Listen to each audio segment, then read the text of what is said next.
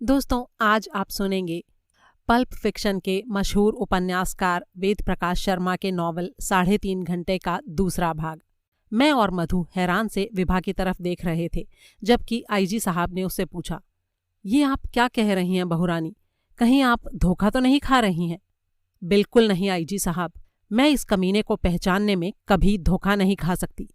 जरा ध्यान से देखिए, क्या इसका हुलिया वही नहीं है जो मैंने आपको बताया था? हुलिया तो वही है बहुरानी, लेकिन मैं इसे जानता हूं। इसका नाम जोगा नहीं है, इकबाल गजनवी है। ये एक हिस्ट्री शीटर गुंडा है। पुलिस हेडक्वार्टर में इसकी पूरी फाइल मौजूद है। पिछले 2 साल से ये महानगर के बंदरगाह के मवालियों की अगवानी कर रहा है। उन मवालियों का काम है बोझा ढोने वाले कुलियों से हफ्ता वसूल करना। लेकिन ये बात मेरी समझ में नहीं आई कि ये भला जिंदलपुरम में क्या कर रहा है और किसने इसे कत्ल करके यहाँ डाल दिया है। देखिए आईजी साहब, हो सकता है इसका नाम इकबाल गजनवी हो, लेकिन मैं दावे से कह सकती हूँ कि संतरे वाला आदमी यही है। हो सकता है मेरे पति इसे जोगा के नाम से जानते हों। और केवल वे ही नहीं, मैं कम से कम एक और ऐसे आदमी का नाम जानती हूँ जो इसे जोगा के नाम से ही जानता था। मैं समझ गया कि विभा का इशारा सुधा पटेल की तरफ है।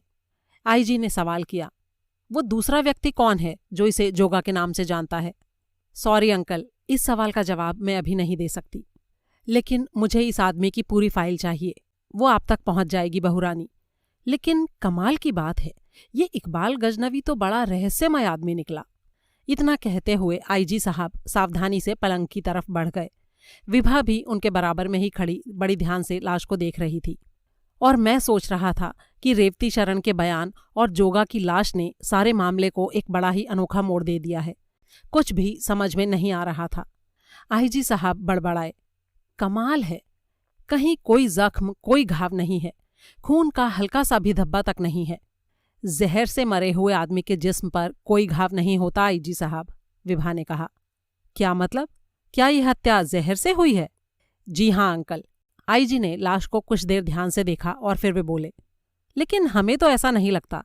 जहर से मरे आदमी का जिस्म नीला पड़ जाता है या फिर मुंह से झाग निकलने लगते हैं, लेकिन यहाँ तो ऐसा कुछ भी नहीं है।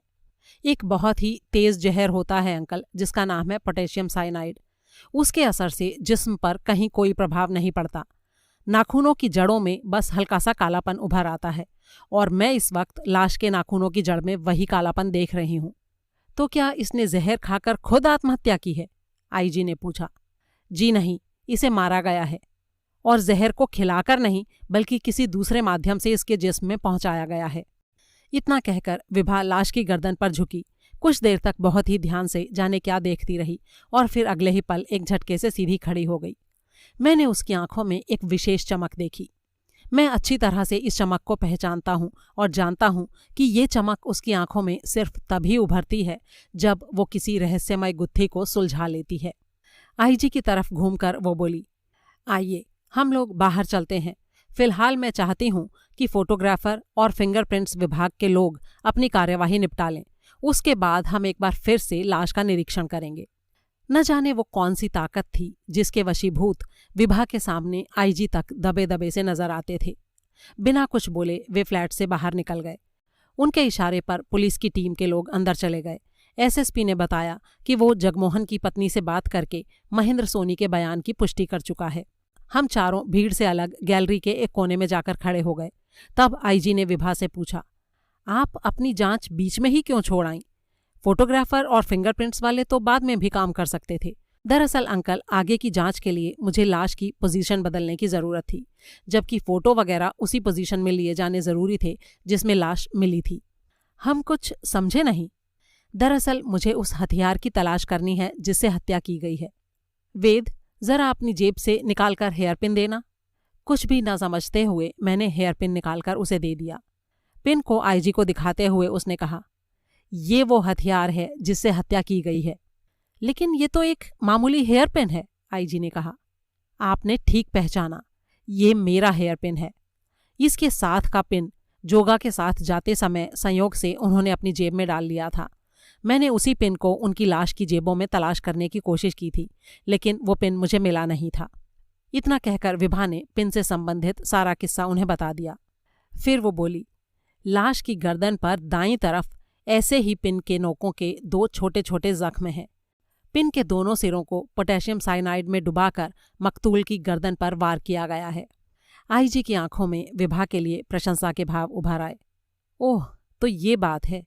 लेकिन फिर भी आप ये कैसे कह सकती हैं कि हत्यारा हथियार यानी पिन को लाश के आसपास ही कहीं छोड़ गया होगा? पिन काफी कीमती है। लालच में फंसा हत्यारा उसे अपने साथ भी तो ले जा सकता है। उसी लालच ने जोगा की जान ली है अंकल। क्या मतलब? देखिए, हम सबका ये मानना था कि अनूप का कत्ल जोगा ने किया है, लेकिन जोगा की लाश इस बात का ठोस सबूत है कि जोगा मुख्य हत्यारा नहीं है, बल्कि मुख्य हत्यारे की एक कठपुतली मात्र था। इसने हत्यारे की जानकारी के बिना लालच में फंसकर पिन अपने पास रख ली होगी। हत्यारे की इस पर कड़ी नजर रही होगी और इसीलिए वो जान गया कि पिन इसने लिया है। अब वो हत्यारा इतना समझता है कि ये कच्चा लालच पुलिस को उस तक पहुंचा सकता है, इसलिए उसी पिन से इसकी हत्या करके उसने इसे इसकी गलती की सजा दी है। और जिस गलती के लिए उसने ये हत्या की है, वही गलती वो खुद नहीं कर सकता। इसीलिए मैं कह रही हूं कि वो पिन को लाश के आसपास ही कहीं छोड़ गया होगा।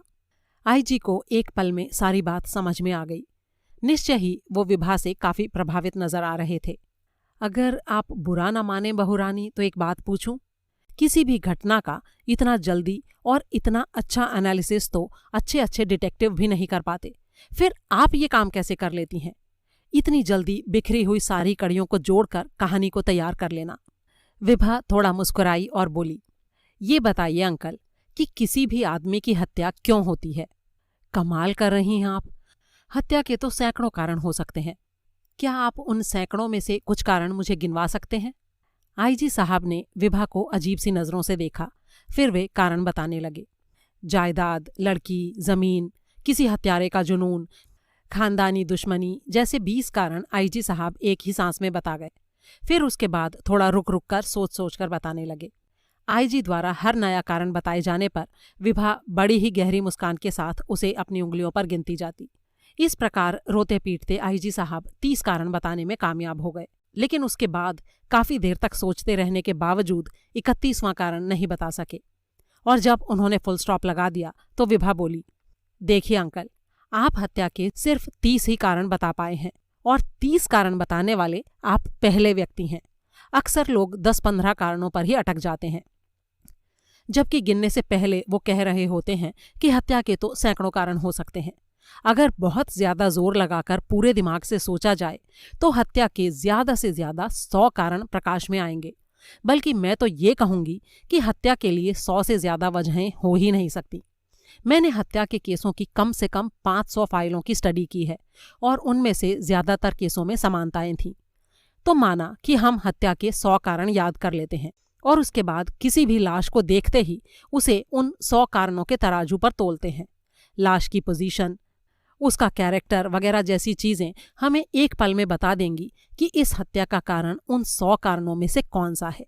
तो बस हम उसी फाइल को दिमाग में लाते हैं जिसमें हमने इस कारण से हुई हत्याओं का विवरण पढ़ा था, और फिर जब हम उस केस से संबंधित हत्यारे का नाम, उसकी मानसिकता, उसका व्यक्तित्व और हत्या करने के तरीके को याद करते हैं तो सामने पड़ी लाश के हत्यारे की एक धुंधली सी आकृति हमारे दिमाग में उभर आती है।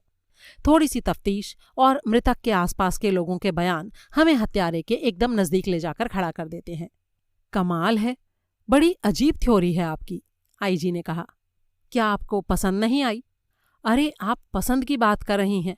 हमें तो ऐसा लग रहा है कि अगर हर जासूस इस थ्योरी पर चलने लगे तो हत्या के केस का कोई भी मुजरिम कभी कानून की पकड़ से बचकर निकल ही नहीं पाएगा। अच्छा ये बताइए कि क्या इस केस से मिलती जुलती घटनाएं भी आपने किसी फाइल में पढ़ी हैं बहुरानी? हाँ बिल्कुल, आप राजधानी सुप्रीम कोर्ट की फाइल नंबर 1004 अपराध संख्या 302/1285 वाले केस की फाइल पढ़ सकते हैं। बड़ी कमाल की मेमोरी है आपकी। वैसे उस फाइल में क्या था? बलदेव नाम के एक आदमी ने बदले की भावना से कत्ल किए थे। उस फाइल में बलदेव अपनी प्रेमिका की हत्या का बदला ले रहा था। कुछ लोगों ने मिलकर कुछ साल पहले न केवल उसकी प्रेमिका को रेप किया था बल्कि उसकी हत्या भी कर दी थी, और बदले में बलबीर उन्हीं हत्यारों की हत्याएं कर रहा था। तो क्या आप इन हत्याओं के पीछे भी कोई ऐसा ही कारण महसूस कर रही हैं? विभा ने इस सवाल का जवाब नहीं दिया बल्कि बोली, आइए अंदर चलते हैं। फिंगरप्रिंट्स वाले अपना काम निपटा चुके हैं। हम सब एक बार फिर से कमरे में चले गए। पलंग के पास खड़ी विभा कुछ देर तक लाश को देखती रही, फिर उसने लाश को करवट दे दी। लाश के ठीक नीचे विभा का दूसरा हेयरपिन पड़ा था। विभा मुस्कुराते हुए बोली, फोटोग्राफर और फिंगरप्रिंट्स विभाग के लोगों से कहिएगा कि इस पिन पर अपना अपना काम पूरा करके इसे जांच के लिए लेबोरेटरी में भेज दें। मेरे ख्याल से इसके दोनों सिरों पर पोटेशियम साइनाइड ही मिलेगा। फिर विभा लाश की तलाशी लेने में जुट गई। तलाशी में दूसरी कुछ चीजों के साथ एक कागज भी निकला, ठीक वैसा ही जैसा अनूप की टेबल से मिला था। कागज पर वैसी ही आकृति बनी हुई थी। उसे देखते हुए विभा का चेहरा कठोर हो गया। ओह, तो हत्यारे ने बचाव के लिए इसे भी 3.5 घंटे का समय दिया था। ये पहेली और 3.5 घंटे का क्या चक्कर है? आईजी ने कहा। मुझे लगता है कि ये पहेली हत्यारे के लिए खुद एक समस्या बनी हुई है। उसे उम्मीद है कि इस पहेली के हल हो जाने पर उसके दिमाग की कोई गुत्थी सुलझ जाएगी और 3.5 घंटे से उसका कोई भावनात्मक रिश्ता लगता है। पहेली के हल के लिए वो इस समय को घटाया बढ़ा नहीं सकता। और एक बात और है जो मेरी समझ में नहीं आ रही है, आईजी ने कहा। ये हत्यारा हर बार अलग और दूसरों का फ्लैट इस्तेमाल क्यों कर रहा है? पहले जुर्म के लिए इसने दीनदयाल का फ्लैट इस्तेमाल किया और दूसरे के लिए अब महेंद्रपाल सोनी का। इस फ्लैट को जुर्म के लिए इस्तेमाल नहीं किया गया है अंकल। ये हत्या कहीं और की गई है और यहाँ पर हत्यारे ने लाश को लाकर केवल लिटा दिया है, विभा ने कहा। ये बात आप कैसे कह सकती हैं? देखिए, जब हत्यारे ने पिन का वार इसकी गर्दन पर किया तब ये किसी प्रकार के बंधनों में जकड़ा हुआ नहीं था। अगर होता तो इसके हाथ या पैरों पर निशान होते, लेकिन कोई निशान नहीं है, इसलिए जाहिर है कि ये उस समय आज़ाद था। और कोई आज़ाद व्यक्ति जब ये जान लेता है कि सामने वाला उसे जान से मारने पर आमादा है तो हर हालत में बचाव के लिए संघर्ष जरूर करता है। संघर्ष करने के निशान इसके जिस्म पर हैं, यानी इसने संघर्ष किया था। लेकिन यहाँ कमरे में ऐसा कोई निशान नहीं है, इसलिए ये संघर्ष यहाँ पर नहीं हुआ बल्कि कहीं और हुआ। तो इसका सीधा सा मतलब है कि कत्ल कहीं और हुआ और लाश यहाँ लाकर डाल दी गई। लेकिन हत्यारा ऐसा क्यों कर रहा है? हमें उलझाने और खुद को संदेह के दायरे से बाहर रखने की कोशिश करने के लिए। लेकिन मेरे ख्याल से वो एक बहुत बड़ी गलती कर बैठा है, विभा ने मुस्कुराते हुए कहा। कैसी गलती? आईजी ने पूछा। वो तो मैं समय आने पर ही बताऊंगी। इतना कहकर विभा घूमी और तेजी से कमरे से बाहर निकल गई। उसके पीछे पीछे हम तीनों भी बाहर चले गए। अध्याय 3। मंदिर के एक कमरे को विभा ने ऑफिस जैसी शक्ल दे दी थी। एक बड़ी सी और चमकदार सनमाइका वाली टेबल के पीछे इस वक्त वो रिवॉल्विंग चेयर पर बैठी थी। हम दोनों उसके दाईं तरफ एक छोटी मेज के पीछे कुर्सियों पर बैठे थे। वो बड़ी ही चुस्ती फुर्ती और सक्रियता से अपने काम में लगी थी। एक युवक बड़े ही सम्मान के साथ उसके सामने हाथ बांधे खड़ा था और विभा हुक्म देने वाले स्वर में उससे कह रही थी, मेरी बात ध्यान से सुनो श्रीकांत, तुम इसी समय दीनदयाल के फ्लैट पर चले जाओ। तुम्हें उससे मिलना नहीं है बल्कि गुप्त रूप से सिर्फ उसके फ्लैट पर और उस पर नजर रखनी है। कल शाम तक वो जहां कहीं भी जाए, जो भी करे, चाहे जिससे मिले, तुम्हें उस सब की रिपोर्ट रखनी है। तुम साई की तरह उसके पीछे लगे रहोगे और उन सारे आदमियों के नामों की एक लिस्ट बनाओगे जिनसे वो मिले या जो उससे मिले। लेकिन याद रहे, तुम्हारा काम सिर्फ मिलने वालों की लिस्ट बनाना है। इसके अलावा तुम्हें उसके किसी भी काम में हस्तक्षेप नहीं करना है। और हाँ, इस बात का ध्यान रखना कि किसी को ये ना पता लगे कि इस काम पर हमने तुम्हें लगाया है।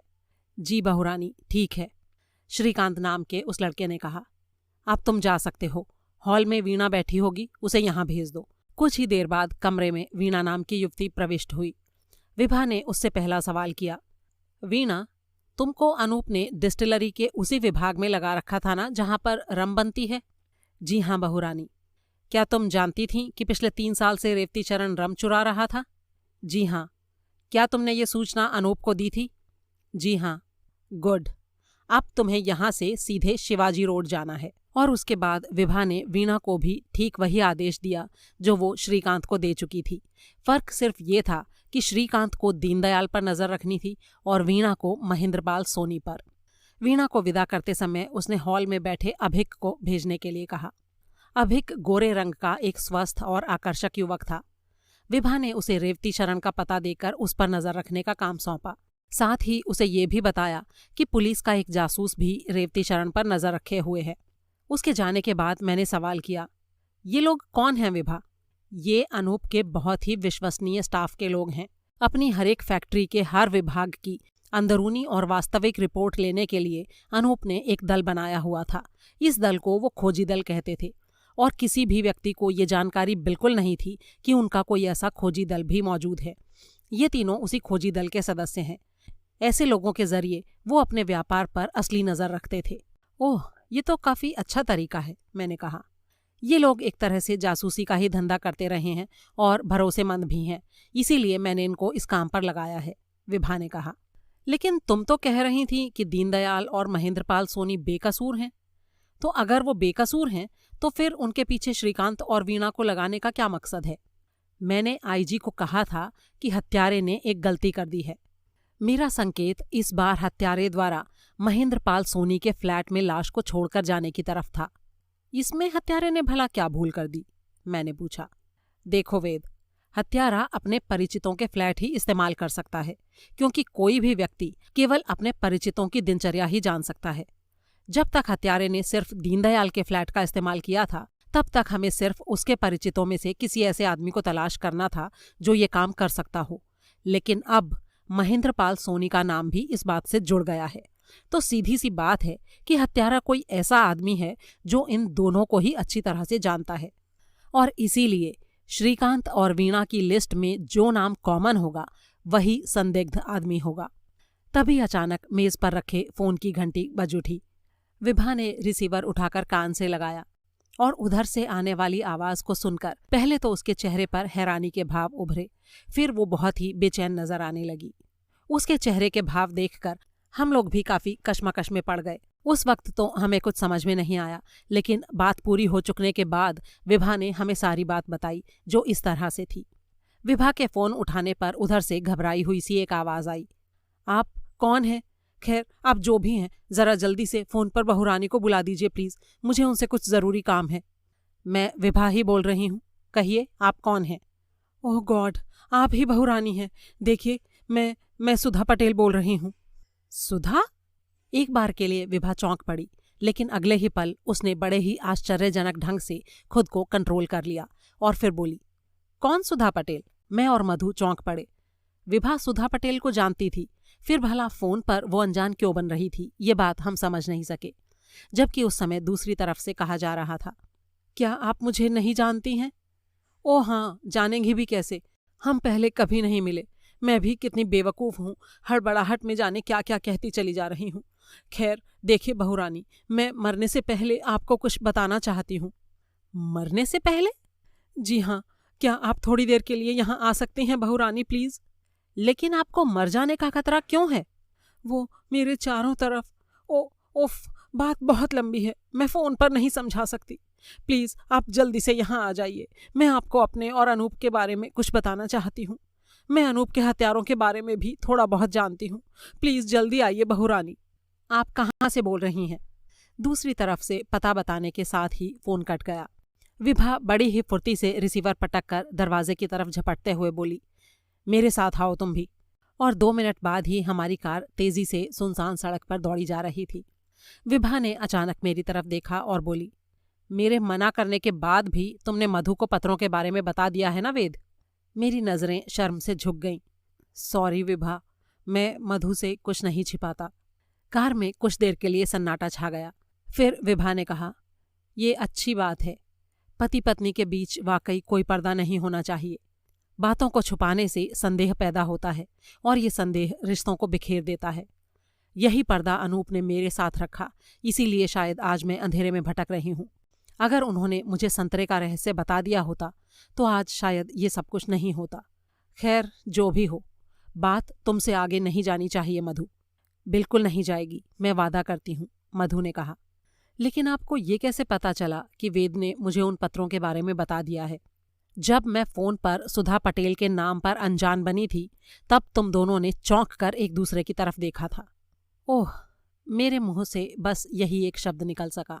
एक बार फिर मुझे ये मानने के लिए मजबूर होना पड़ा कि विभा की नज़रों से छोटी से छोटी बात भी छिप नहीं सकती।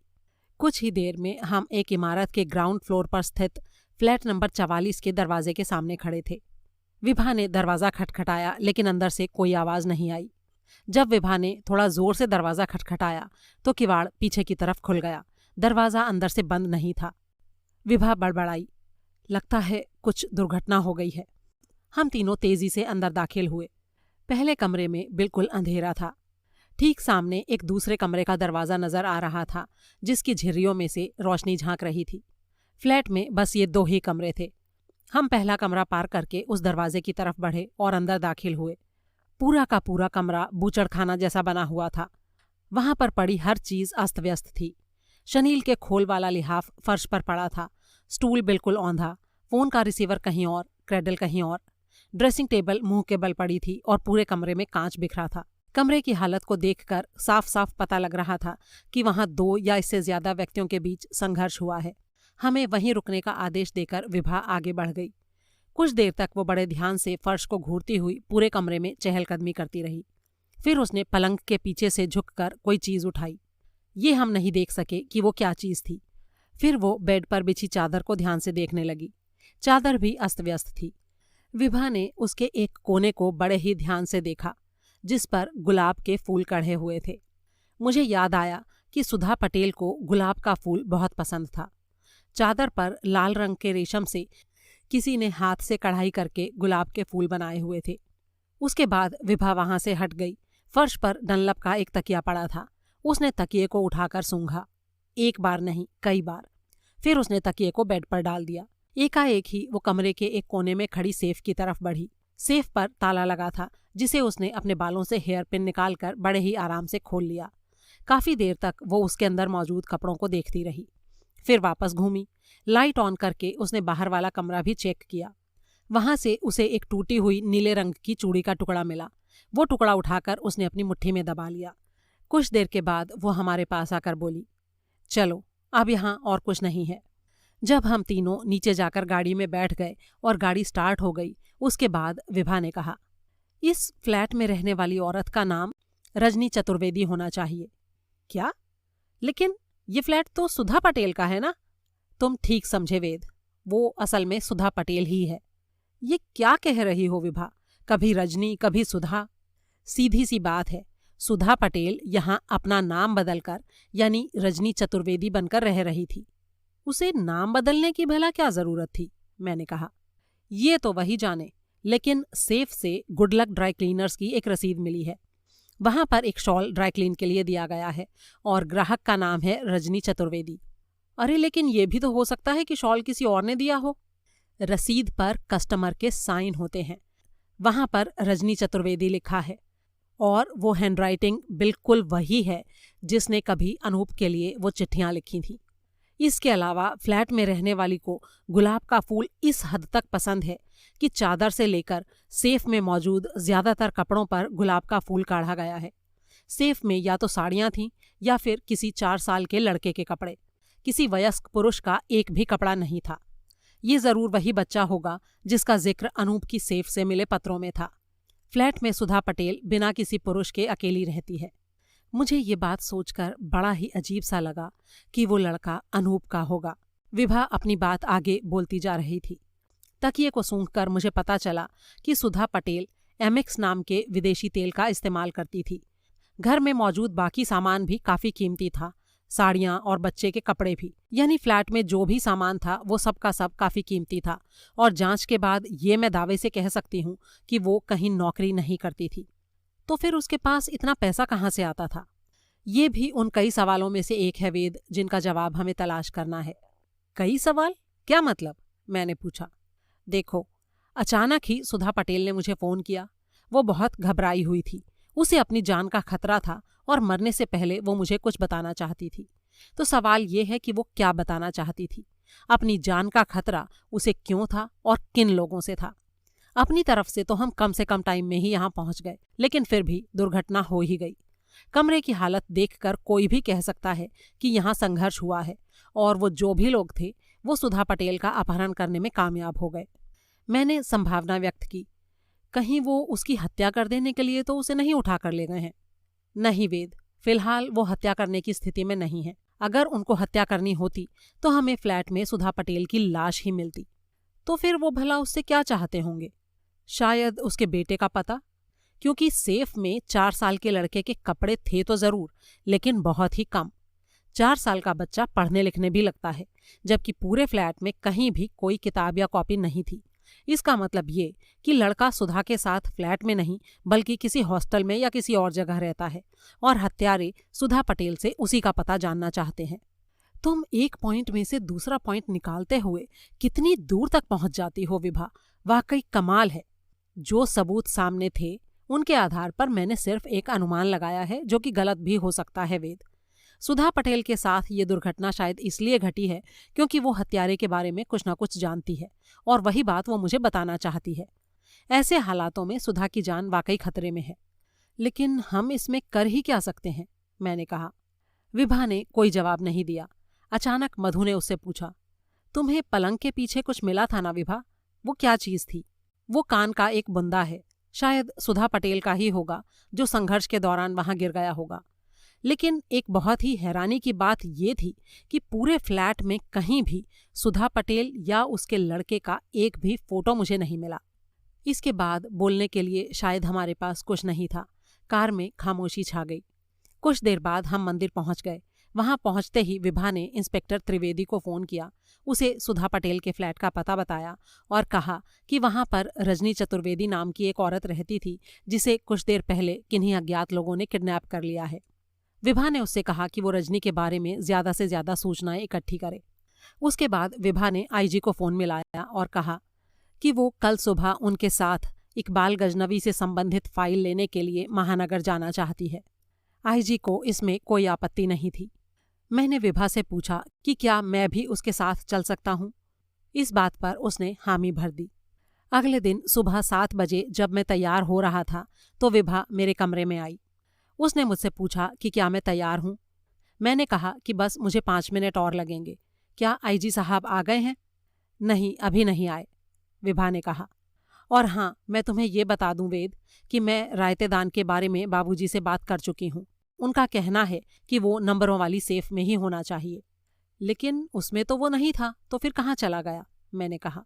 इस बात ने सारे मामले को थोड़ा और ज्यादा उलझा दिया है। मैंने दरअसल उनको ये नहीं बताया था कि सेफ में रायतादान नहीं है, केवल उसके बारे में बातें ही की थी। मेरा मकसद सिर्फ ये जानना था कि ऐसा कोई रायतादान वाकई में है भी या नहीं। और हाँ, दूसरी तरफ इंस्पेक्टर त्रिवेदी ने भी अपनी रिपोर्ट दे दी है। पड़ोसियों से बातचीत करने के बाद उसे पता चला है कि रजनी चतुर्वेदी करीब 28 साल की दुबली पतली गोरी और आकर्षक औरत है। उसकी आय के साधन के बारे में किसी को कुछ नहीं पता। उसका एक लड़का है जिसका नाम सचिन है और उसे फ्लैट पर सिर्फ सर्दियों के मौसम में देखा गया है। वो पड़ोसियों से सचिन का जिक्र करके कहा करती थी कि वो किसी कैम्ब्रिज में पढ़ता है और वहीं रहता है। वो सुहागिनों की तरह रहती थी और पूछने पर उसने अपने पति के बारे में पड़ोसियों को बताया था कि वो मिलिट्री में कर्नल है। उसके पास अक्सर 4-5 आदमी आया करते थे, जिनमें से एक का हुलिया जोगा या इकबाल से मिलता जुलता है। और बाकी लोगों का हुलिया? मैंने पूछा। वे हुलिये अभी तक तो अपरिचित लोगों के ही हैं। पड़ोसियों का कहना है कि एक हफ्ते से वो काफी बेचैन और विचलित सी दिखाई दे रही थी, लेकिन ऐसा क्यों था इसके बारे में उसने किसी से कोई जिक्र नहीं किया था। हम खड़े खड़े सुधा पटेल के बारे में ही सोच रहे थे। विभा ने मधु से कहा, मधु, तुम ये पर्ची लेकर गुडलक ड्राई क्लीनर्स के यहाँ चली जाना। उससे कहना कि तुम्हें मैंने भेजा है। रजनी के बारे में कुछ जानकारी प्राप्त करने की कोशिश करना, और अगर वो कुछ खास ना बता सके तो उससे ये कह आना कि अगर कोई व्यक्ति इस पर्ची से संबंधित शॉल को लेने आए तो वो उसे रोककर तुरंत हमें सूचित करे। मधु ने उसके हाथ से पर्ची ले ली और बोली, लेकिन पर्ची के बिना वहां भला शॉल लेने कौन पहुंचेगा? सुधा खुद आ सकती है। विभा की ये बात सुनकर मैं जैसे उछल पड़ा। सुधा? लेकिन वो तो किडनैप हो चुकी है ना? दरअसल मुझे कुछ शक हो रहा है वेद। ऐसा लगता है कि उसे किडनैप नहीं किया गया, बल्कि ये सारा ड्रामा खुद उसी ने फैलाया है। ये तुम क्या कह रही हो विभा? रात को कुछ खास चीजों पर गौर करने से मैं चूक गई थी वेद। जरा सोचकर मेरी एक बात का जवाब दो। जब हम उस कमरे में गए तो लिहाफ फर्श पर पड़ा था और बेडशीट पर सलवटें थीं। इसका क्या मतलब है? ये तो साफ बात है कि दुर्घटना से पहले सुधा पटेल लिहाफ ओढ़कर बेड पर लेटी हुई थी। तो क्या तुम्हारे ख्याल से उसने उस वक्त कोई चप्पल वगैरह पहन रखी होगी? कैसी बातें कर रही हो विभा? सवाल ही नहीं उठता। बिस्तर में भला कोई चप्पल पहनकर क्यों लेटेगा? बिल्कुल ठीक, यानी वो नंगे पैर थी, लिहाफ ओढ़कर बिस्तर पर लेटी हुई थी। बेड पर लेटे हुए ही उसने मुझे फ़ोन किया। उसके बाद मुश्किल से 2 मिनट बाद ही किडनैप करने वाला या वाले वहां पहुंचे होंगे। वो उस वक्त बिस्तर में ही थी। उसने संघर्ष किया। दूसरी चीज़ों के अलावा ड्रेसिंग टेबल भी गिर गई। पूरे फर्श पर कांच बिखर गया, लेकिन फर्श पर खून का कहीं हल्का सा धब्बा तक नहीं था। तो क्या ये स्वाभाविक है कि फर्श पर इतना सारा कांच बिखरा और उसे जरा भी नहीं चुभा? जितनी अमीर सुधा थी, उतनी अमीर औरत के यहाँ से उसका और उसके लड़के का एक भी फोटो ना मिलना भी एकदम अस्वाभाविक है। फिर जरा ये सोचो कि जब वो बिस्तर पर लेटी थी तो निश्चय ही फ्लैट का दरवाजा अंदर से बंद करके लेटी होगी। सारी खिड़कियां भी अंदर से बंद थीं। कोई भी दरवाजा हमें टूटा हुआ भी नहीं मिला। तो फिर हमलावर फ्लैट के अंदर दाखिल कैसे हो गए? अरे, उन्होंने दस्तक दी होगी विभा। सुधा ने तुम्हें तो फोन किया ही था, ये सोचकर कि तुम आई हो उसने बिस्तर से निकलकर फ्लैट का दरवाजा खोल दिया होगा। लेकिन उस हालत में अपहरण करने वालों और सुधा में जो संघर्ष हुआ वो बाहरी कमरे में होना चाहिए था। कमाल है, तुम खुद ही अपनी रात वाली थ्योरी को काट रही हो और अब तुम्हारी बातें सुनकर लग रहा है कि शायद वो थ्योरी गलत थी, अब तुम सही सोच रही हो। मैंने कहा, वो भी सबूत के आधार पर सोचा गया एक अनुमान था और ये भी हो सकता है कि जो मैं अब सोच रही हूं वो भी गलत हो, लेकिन इस सारी घटना में कुछ ना कुछ गड़बड़ तो जरूर है। तभी हमें आईजी साहब के आने की सूचना मिली और हम उनके साथ गाड़ी में महानगर के लिए रवाना हो गए। हेडक्वार्टर से इकबाल गजनवी की फाइल निकलवाई गई। फाइल के पहले पेज पर जोगा का एक बड़ा सा फोटो लगा था, जिसके नीचे लिखा था, इकबाल गजनवी, वल्द आफ्ताब गजनवी, पता मुंगैया रोड, शेरू की चाल, कमरा नंबर 35। विभा ने जल्दी जल्दी उस पूरी फाइल को पढ़ डाला, फिर उसे बंद करते हुए बोली, फाइल में उसके बारे में कुछ खास नहीं लिखा है, सिर्फ इतना ही है कि वो एक 3rd क्लास गुंडा है, किसी बड़े दांव की ताक में रहता है, छुरा मारने या चोरी चकारी के जुर्म में कई बार छोटी मोटी सजा काट चुका है। लेकिन इस फाइल में सबसे बड़ी कमजोरी ये है कि इसमें इकबाल गजनवी के सिर्फ पिछले 4 साल का लेखा जोखा है, उससे पहले का नहीं है। वो शायद पुलिस को मिला ही नहीं होगा, आईजी ने कहा। तो इसका मतलब ये कि ये इकबाल निश्चय ही 4 साल पहले तक जोगा था और अनूप से उसका परिचय 4 साल से पहले से तो ज्यादा ही था, और इसीलिए वो नहीं जानते होंगे कि आजकल उसने अपना नाम इकबाल रख लिया है। क्या वो अब भी इस फाइल पर लिखे पते पर ही रहता है? मैं अभी मालूम कर देता हूँ। ये सारी जानकारियां संबंधित थाने के इंचार्ज को मालूम होंगी। आईजी साहब ने फोन मिलाने के लिए हाथ आगे बढ़ाया, लेकिन विभा ने उन्हें टोकते हुए कहा, मेरे ख्याल से हम थाने में चलकर ही वहां बात करते हैं। ठीक है, जैसी आपकी इच्छा बहुरानी। उसके बाद हम उस थाने में पहुंचे। थाना इंचार्ज का नाम था देवेंद्र भट्ट। इकबाल गजनवी के बारे में उसने बताया कि आजकल वो बंदरगाह के कुलियों से नाजायज हफ्ता वसूलने वालों का सरदार बना हुआ है। उसने ये भी बताया कि वो करीब 1 हफ्ते से इलाके में नजर नहीं आया, लेकिन वो ये नहीं बता सका कि वो कहाँ गया है। हाँ, उसे गजनवी का पता जरूर मालूम था। विभा ने उस कमरे को देखने की इच्छा जाहिर की और हम सब शेरू की चाल की तरफ रवाना हो गए। रास्ते में विभा ने भट्ट से कहा कि जब तक हम गजनवी के कमरे का निरीक्षण करें तब तक वो हफ्ता वसूलने वाले मवालियों के ग्रुप के 1-2 गुंडों और चाल के मालिक शेरू को पकड़कर गजनवी के कमरे पर ही ले आए।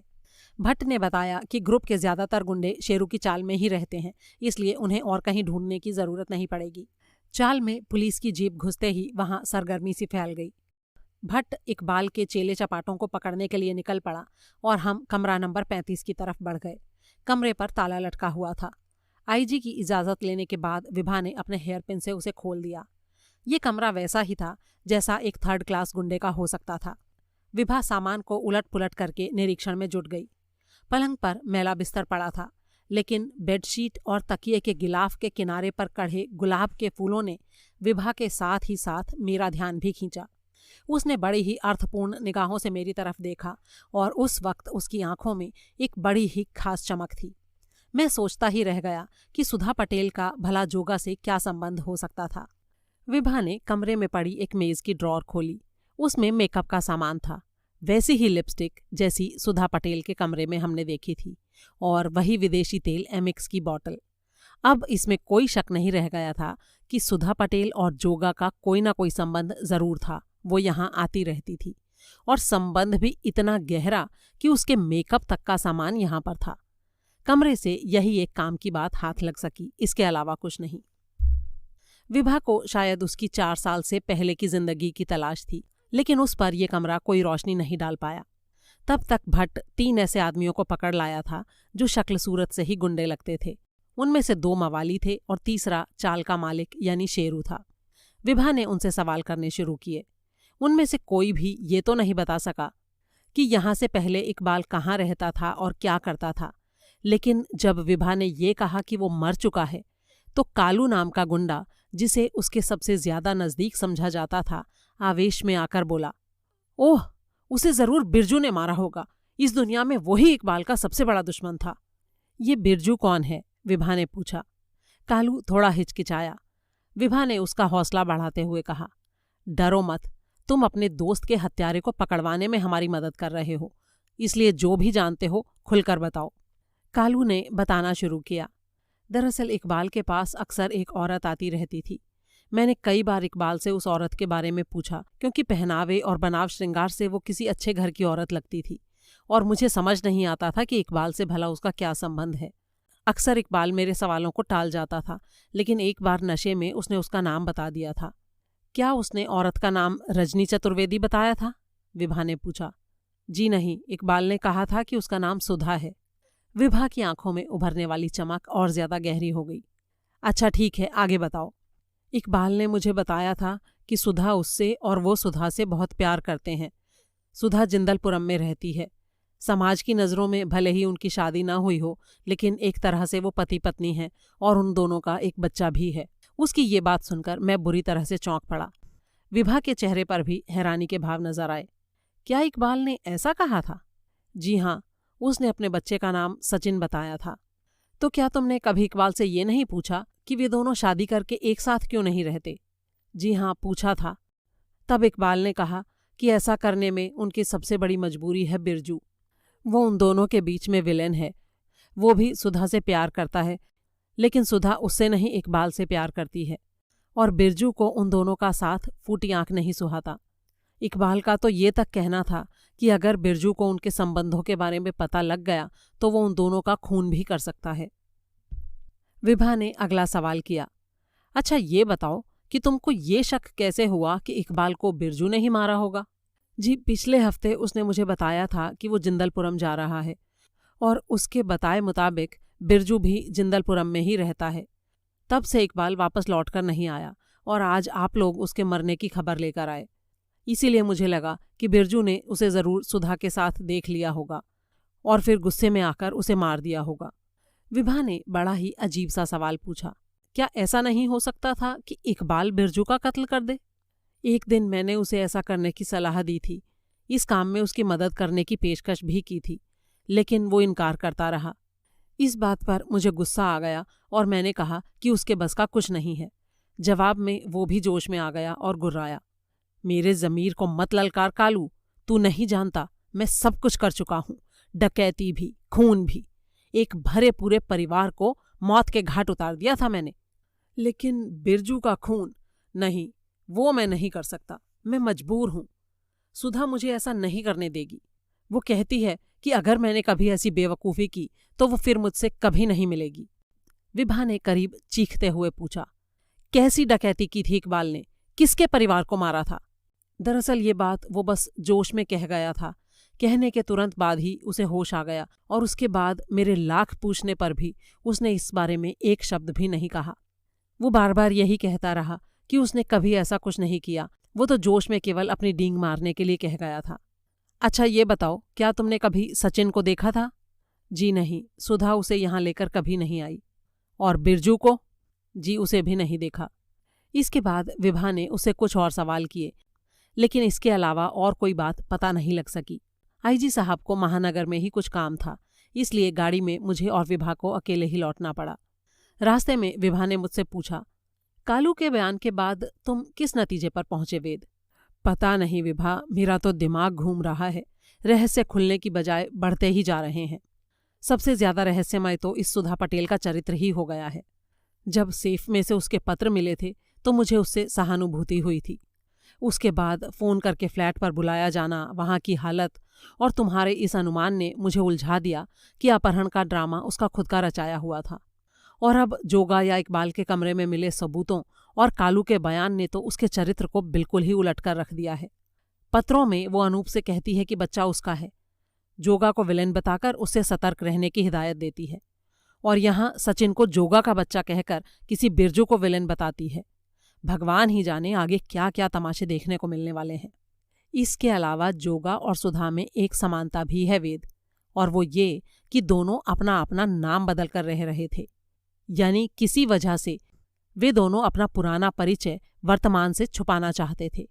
लेकिन ऐसा क्यों भला? मैंने पूछा। शायद किसी डकैती और भरे पूरे परिवार की हत्या के मुजरिम होने के कारण। कालू का बयान याद है ना तुम्हें? हाँ, याद तो है, लेकिन क्या तुम ये कहना चाहती हो कि उन अपराधों में सुधा पटेल भी जोगा के साथ थी? फिलहाल ऐसा ही लग रहा है। उस परिवार का कोई बचा हुआ सदस्य शायद इनसे बदला ले रहा है। तो फिर इसका मतलब तो ये हुआ कि अनूप जी भी उस अपराध में शामिल थे। बेवकूफ़ी से भरी इस कहानी पर तुम यकीन कर सकती हो विभा, मैं नहीं कर सकता। एक करोड़पति अरबपति आदमी भला डकैती क्यों करेगा? उनके जैसी हैसियत का कोई भी आदमी सुधा पटेल और जोगा जैसे स्तर के लोगों के साथ किस लिए संबंध रखेगा? तुम्हारे इन सवालों का तो मेरे पास कोई जवाब नहीं है वेद, लेकिन फिर भी ये तो तुम्हें मानना ही होगा कि तुम्हारे हैसियतदार अनूप बाबू का जोगा और सुधा पटेल जैसे लोगों से कोई ना कोई संबंध तो जरूर था। अब तक हम लोग मंदिर पहुंच चुके थे। उस ऑफिस जैसे कमरे में पहुंचकर हम अभी बैठे ही थे कि मधु वहां आ गई। उसे देखते ही विभा ने पूछा, ड्राई क्लीनर ने क्या कहा? कुछ खास नहीं विभा, ग्राहक के बारे में उसे कुछ याद नहीं है। हाँ, अगर कभी कोई उस शॉल को लेने आएगा तो वो हमें फ़ोन पर सूचना दे देगा। कोई और खास बात? तुम्हारे लिए कोई आदमी शनील का एक चौकोर डिब्बा दे गया है। शनील का डिब्बा? विभा चौंकी और मैं सोचने लगा कि अब ये क्या नई मुसीबत आ गई। मधु ने ड्रॉर से डिब्बा निकाला और उसे लेकर विभा की तरफ बढ़ गई। ये डिब्बा करीब 3 इंच लंबा, 2 इंच चौड़ा और 2.5 इंच के करीब ऊंचा था।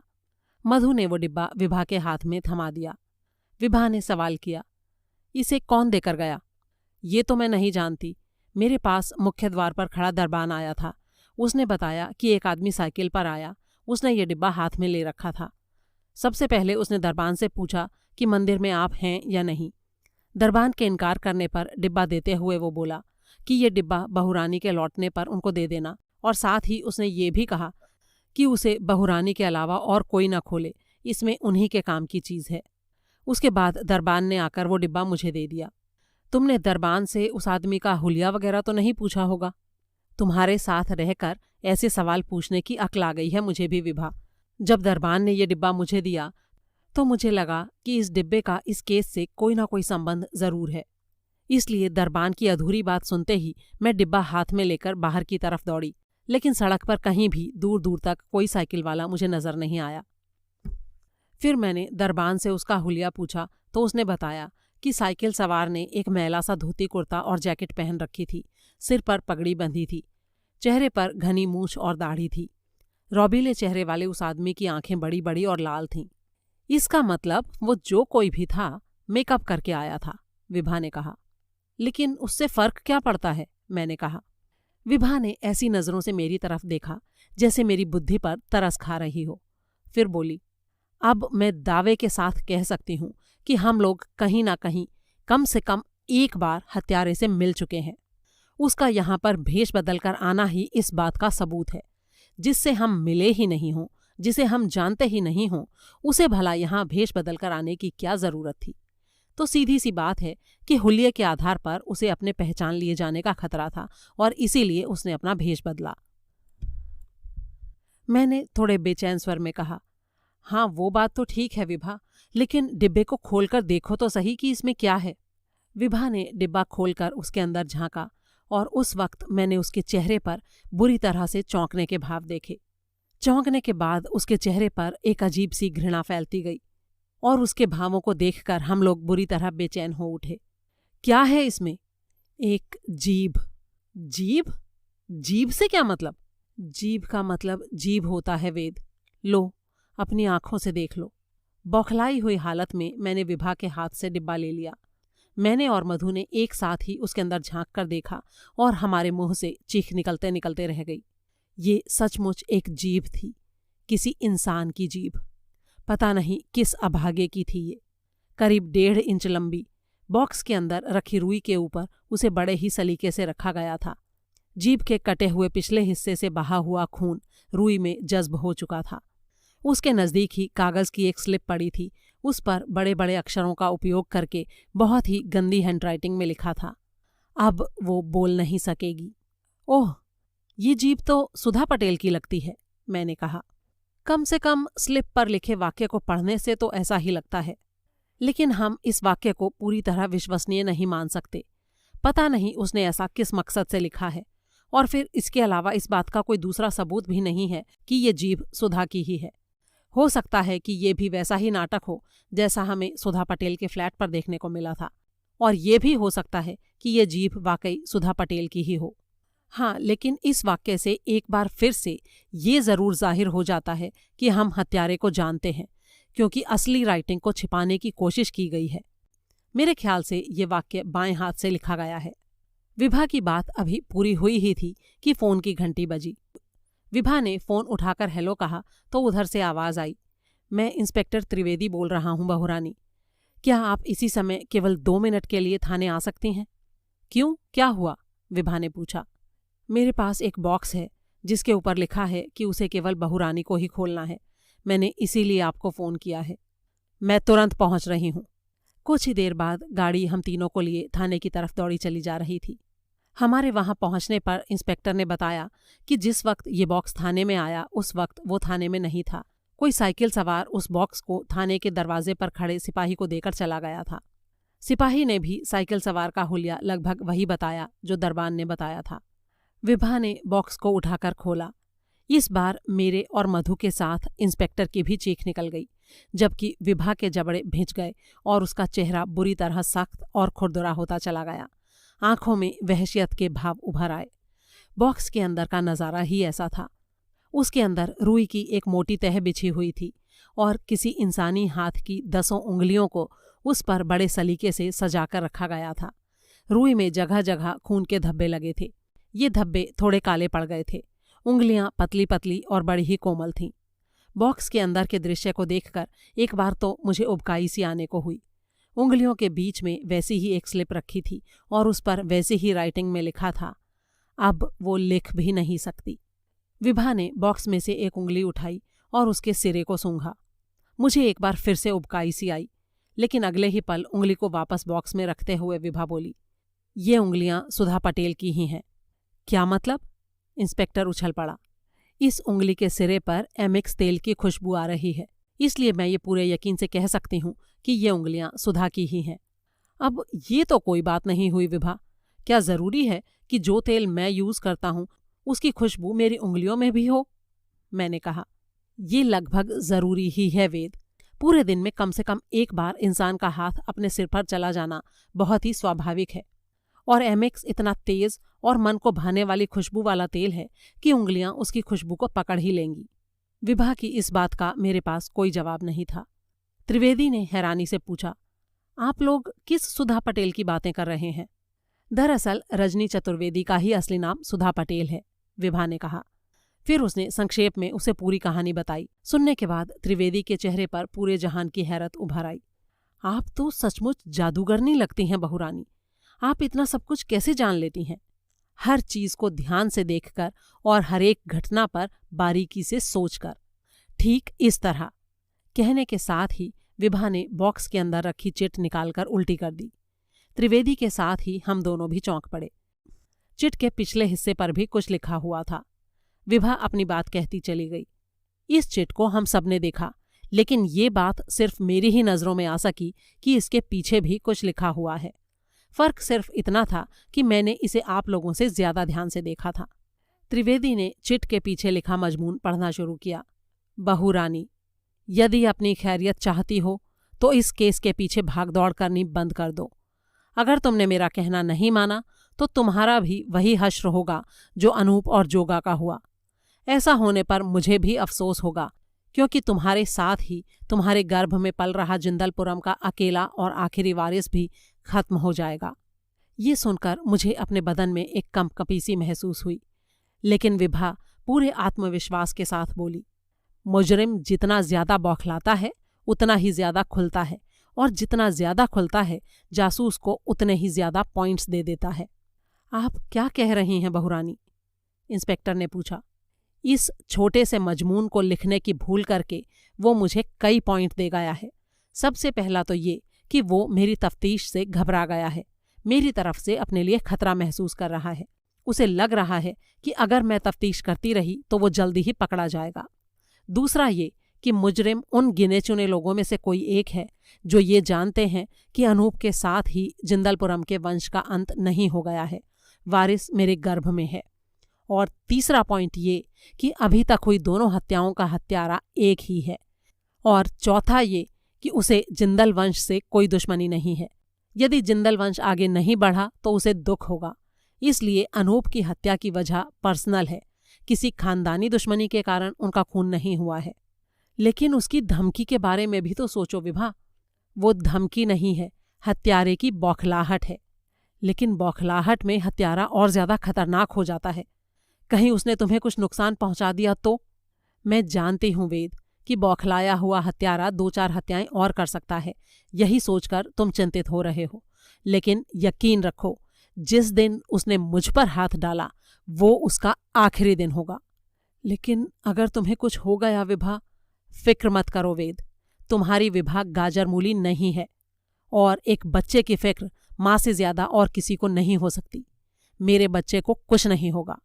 उसकी इस बात के बाद मैं कुछ नहीं कह सका। विभा थोड़ी देर त्रिवेदी से केस के बारे में कुछ कुछ बातें करती रही। फिर हम लोग वहां से निकलकर कार में आ बैठे। कार के आगे बढ़ने के बाद विभा ने अचानक मुझसे पूछा, ये हत्यारा सुधा पटेल का कत्ल क्यों नहीं कर रहा है वेद? अचानक हुए इस अटपटे सवाल ने मुझे चकरा दिया। क्या मतलब विभा? क्या मतलब क्या? मैंने अपना सवाल हिंदी में ही तो पूछा है। हाँ पूछा तो है, लेकिन ये बड़ा ही अटपटा सा सवाल है। मैं भला इस बारे में क्या कह सकता हूं? उसकी मर्जी, नहीं करता कत्ल तो फिर इन शनील के डिब्बों में उसकी जीभ और उंगलियां भेजने का क्या मकसद होगा? पता नहीं, मेरी समझ में तो कुछ नहीं आ रहा है। शायद वो हमें डराना धमकाना और आतंकित करना चाहता हो। विभा ने सहमति जताते हुए कहा, हाँ मुझे भी यही लगता है। इस किस्म की उलझुल हरकतें करके वो हमें ये बताना चाहता है कि वो सिर्फ हत्यारा ही नहीं बल्कि वहशी, क्रूर और बेरहम भी है। कुछ देर बाद हम फिर से मंदिर के उसी ऑफिस वाले कमरे में थे। थोड़ी देर में अभिक वहां पर आ गया और उसने अपनी रिपोर्ट दी। उसने बताया कि जब से उसने रेवती शरण की निगरानी शुरू की है तब से वो एक पल के लिए भी अपने घर से बाहर नहीं निकला। यहाँ तक कि वो अपने घर के अंदर अपनी बैठक के अंदर ही बंद होकर रह गया है, किसी दूसरे कमरे में भी नहीं जाता है। अभिक ने ये भी कहा कि उसने ऐसा महसूस किया है कि कोई और आदमी भी रेवती शरण की निगरानी कर रहा है। अभिक ने उसका हुलिया भी बताया। वो शायद पुलिस का आदमी होगा, विभा ने कहा। 1 मिनट रुको, मैं अभी पता करती हूँ। कहने के साथ ही उसने रिसीवर उठाया और पुलिस कंट्रोल रूम को फोन करके अपना परिचय देने के बाद कहा, क्या पुलिस का कोई आदमी रेवती शरण की निगरानी कर रहा है? जी हाँ। क्या आप उसका हुलिया बता सकते हैं? जी, उसका नाम विनोद चड्ढा है। कद 5 फुट, रंग गेहुआ, नाक छोटी, माथा चौड़ा, आंखों पर मोटे लेंस का चश्मा लगाता है और क्रीम कलर का सूट पहने है। गुड। क्या उसने कोई रिपोर्ट दी? जी हाँ बहुरानी, विनोद चड्ढा ने बताया है कि रेवती शरण एक पल के लिए भी अपनी बैठक से बाहर नहीं निकला है, लेकिन उस जासूस को ऐसा महसूस हुआ है कि कोई और आदमी भी रेवती शरण की निगरानी कर रहा है। उस आदमी का हुलिया बताइए। जवाब में उधर से जो हुलिया बताया गया वो अभिक का ही था। सुनकर विभा ने कहा, उसके बारे में फिक्र करने की जरूरत नहीं है, वो हमारा ही आदमी था। आपका आदमी? जी हाँ, बिजी होने की वजह से हमसे भूल हो गई। रेवती शरण की निगरानी के लिए हमने पुलिस की मदद भी ले ली और अपना भी एक आदमी लगा दिया, और ये बात बताने का मौका भी नहीं मिला। इसलिए जो वहम हमारे आदमी को देखकर विनोद को हुआ वही विनोद को देखकर हमारे आदमी को भी हुआ। जी कोई बात नहीं बहुरानी, हम विनोद को सूचना दे देंगे। थैंक यू कहकर विभा ने फोन रख दिया। फिर उसने अभिक को जाने का इशारा किया और मुझसे बोली, अभिक को विनोद के बारे में और विनोद को अभिक के बारे में ना बताना मेरी भूल नहीं थी। दोनों की मुस्तैदी को परखने की एक तरकीब थी। इन दोनों ने एक दूसरे को ताड़ा। इसका मतलब है कि दोनों ही अपनी अपनी ड्यूटी पर पूरी तरह मुस्तैद थे और फिर दोनों की रिपोर्ट भी सेम है। इसका मतलब दोनों ही अपना काम अच्छी तरह से कर रहे हैं। मैं एक बार खुद जाकर इस रेवती शरण से बात करना चाहती हूँ। क्या तुम मेरे साथ आना चाहोगे? हाँ जरूर, क्यों नहीं, मैंने कहा। रेवती शरण काफी बुरी तरह से डरा हुआ था और बहुरानी के जाने के बाद उसने खुद को अपनी बैठक में एक तरह से बंद ही कर लिया था। परिवार वालों को भी उसने चेतावनी दे दी थी कि उसे कोई भी डिस्टर्ब ना करे। सारी रात उसने जागते हुए बिताई थी। जरा सी आहट पर भी बुरी तरह से चौंक पड़ता। पूरा दिन भी इसी तरह से गुजर गया। वो बैठक में ही बंद रहा। कुछ देर पहले ही उसकी पत्नी आई और उसने उससे खाने के लिए पूछा। उसने उसे खाने की जगह एक चाय लाने को कहा और इस वक्त सोफे पर लेटा वो अपनी पत्नी के लौटने का इंतजार कर रहा था कि तभी दरवाजे पर दस्तक हुई। रेवती शरण ने दरवाज़ा खोल दिया, लेकिन सामने खड़े आदमी पर नजर पड़ते ही उसके गले से चीख निकलने को हुई। इससे पहले कि वो चिल्ला पाता, आने वाले ने झपट कर उसका मुंह भींच लिया। फिर दूसरे हाथ से दरवाज़ा बंद करके कमरे की कुंडी बंद कर दी। रेवती शरण की पसलियों पर रिवॉल्वर रखते हुए वो गुर्राया, अगर जरा भी चूं चपड़ की तो टाइम से पहले ही गोली पसलियों में उतार दूंगा। रेवती शरण की सिट्टी पिट्टी गुम हो गई। आगंतुक ने हाथ उसके मुंह से हटाया। रिवॉल्वर से उसे कवर किए हुए ही उससे थोड़ा दूर हटा और रिवॉल्वर की नाल से ही उसने अपने माथे पर झुकी कैप के कोने को थोड़ा ऊपर सरकाया। ये अनूप था। रेवती शरण हाथ जोड़कर गिड़गिड़ाने लगा, मुझे माफ कर दीजिए अनूप बाबू, मैं सच कह रहा हूं। इसका मतलब ये कि तू अपने साथियों के नाम नहीं बताएगा? मेरा कोई साथी नहीं है अनूप बाबू। मैंने तुझे सिर्फ आज तक का टाइम दिया था, सिर्फ इसलिए कि तेरे बाकी साथियों तक पहुंचने के लिए मुझे ज्यादा मेहनत न करनी पड़े। लेकिन तू नहीं मानता तो ठीक है, मैं खुद ही उन्हें तलाश कर लूंगा। अब तू मरने के लिए तैयार हो जा। रेवती शरण बुरी तरह रोने और गिड़गिड़ाने लगा। मैं तुझे आखिरी मौका दे रहा हूं। मैं 3 तक गिनूंगा और तब भी अगर तूने कुछ नहीं बताया तो तू तो गया बेटा। 1, 2 और 3 कहने के लिए अनूप ने अभी मुंह खोला ही था कि बाहर से किसी ने बैठक के दरवाजे की सांकल बजाई। बुरी तरह चौंक कर अनूप ने उधर देखा। चौंक तो रेवती शरण भी गया था, लेकिन अनूप कुछ ज्यादा ही हक्का बक्का नजर आने लगा। उसके मुकाबले रेवती शरण ने हालातों को जल्दी समझ लिया और अनूप के ऊपर झपट पड़ा। असावधान अनूप एकदम से लड़खड़ा गया और सोफे की पुश्त से उलझकर गिर गया। रिवॉल्वर उसके हाथ से निकलकर फिसल गया और यही वो पल था जब रेवती शरण ने बचाओ बचाओ चिल्लाते हुए हड़बड़ाहट में फर्श पर पड़े अनूप पर जंप लगा दी।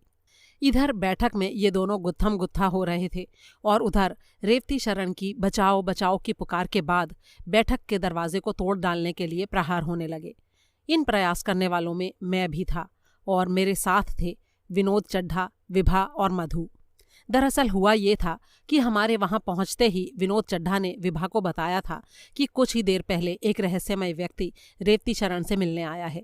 रहस्यमय इसलिए क्योंकि उसके हैट के झुके हुए कोने और ओवरकोट के खड़े हुए कॉलर्स की वजह से विनोद उसका चेहरा नहीं देख पाया था। जो कुछ मैंने ऊपर लिखा वो हमें बाद में पता चला था। सवाल ये है कि कैसे पता चला, इसका जवाब थोड़ी देर में मिल जाएगा। बहरहाल विभा के निर्देश पर हम रेवती शरण की पुकार सुनते ही दरवाजे को तोड़ डालने की कोशिश करने लगे। अंदर से रेवती शरण लगातार मदद के लिए चिल्ला रहा था। उसका स्वर ऐसा था जैसे चिल्लाने में भी उसे तकलीफ हो रही हो। कुछ ही देर में हम दरवाजे को तोड़ डालने में कामयाब हो गए। हमने देखा कि रेवती शरण और अनूप आपस में गुंथे हुए थे। दरवाज़ा टूटते ही रेवती शरण का ध्यान हमारी तरफ गया और उस मौके का फायदा उठाते हुए अनूप ने फर्श पर पड़े अपने रिवॉल्वर पर जंप लगा दी। अभी हम में से कोई भी कुछ समझ नहीं पाया था कि अनूप रिवॉल्वर तानकर गुर्राया, अगर कोई भी अपनी जगह से हिला तो मैं उसका काम तमाम कर दूंगा। हम सभी जड़वत से खड़े देखते रह गए। कुछ पल के लिए तो बड़ा ही गहरा सन्नाटा वहां छा गया। अनूप की आंखें बुरी तरह भभक रही थीं। अपने स्वर को बहुत ही खतरनाक बनाता हुआ वो गुर्राया, एक तरफ हटकर रास्ता दो, वरना मुझे तुम सबकी लाशों पर से गुजरकर यहां से जाना होगा। विभा बहुत ही गौर से अनूप की आंखें देख रही थी। वो फिर से गुर्राया, हट जाओ विभा, मैं तुम्हारी भी परवाह नहीं करूंगा। विभा ने बड़े ही अजीब से स्वर में कहा, मैं तुम्हारे फेस मास्क के चक्कर में आने वाली नहीं हूं। क्या मतलब? अनूप हड़बड़ा गया। बेशक तुम्हारा ये मास्क काबिले तारीफ है, धोखा देने में सक्षम है, लेकिन सिर्फ रेवती शरण जैसे साधारण लोगों को। हम जैसे लोग धोखे में नहीं फंसेंगे जो फेस मास्क के बारे में जानते हैं। बहू रानी, अनूप की आवाज कांप गई। विभा का दृढ़ स्वर उभरा। मैं तुम्हारा नाम लेकर भी तुम्हें पुकार सकती हूं सावरकर। मैं उछल पड़ा। सावरकर? तुम्हारा मैनेजर? ये तुम्हारा मैनेजर है विभा? हाँ, ये वही है। कथित अनूप के हाथ में दबे रिवॉल्वर की नाल खुद ही झुकती चली गई। विभा आगे बढ़ी। वो पत्थर की मूर्ति की तरह खड़ा रहा, जबकि विभा ने उसके चेहरे से फेस मास्क नोचकर फेंक दिया। शर्मिंदा से सावरकर को देखकर हम चारों भौचक्के से खड़े रह गए थे। उसके चेहरे पर पसीने की नन्ही नन्ही बूंदें स्पष्ट चमक रही थीं। विभा ने बड़े ही सामान्य स्वर में पूछा, ये सब क्या नाटक है सावरकर अंकल? मैं रेवती शरण को मारने नहीं आया था बहू रानी। वो तो मैं जानती हूँ। आप रेवती शरण को सिर्फ धमका रहे थे, और उसका सबूत है आपके हाथ में ये रिवॉल्वर। ये बिल्कुल खाली है, इसके चेम्बर में एक भी गोली नहीं है। लेकिन सवाल ये है अंकल कि आप ऐसा कर क्यों रहे थे? अनूप बाबू के हत्यारे तक पहुंचने के लिए। वो कैसे भला?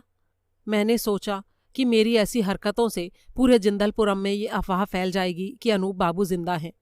कई लोग अनूप बाबू के जिंदा होने और उनको अपनी आंखों से देखने का दावा करेंगे, और ये अफवाह जब हत्यारे के कानों तक पहुंचेगी तो वो चौंक जाएगा।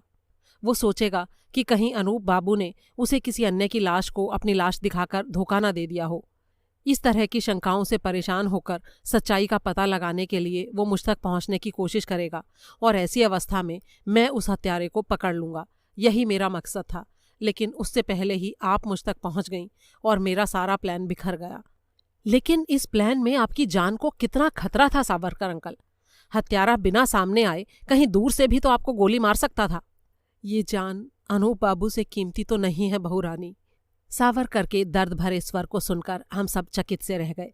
मैं कभी सपने में भी नहीं सोच सकता था कि अनूप के जीवित होने का रहस्य खुलने के बाद भी हम केस के उसी स्पॉट पर खड़े होंगे।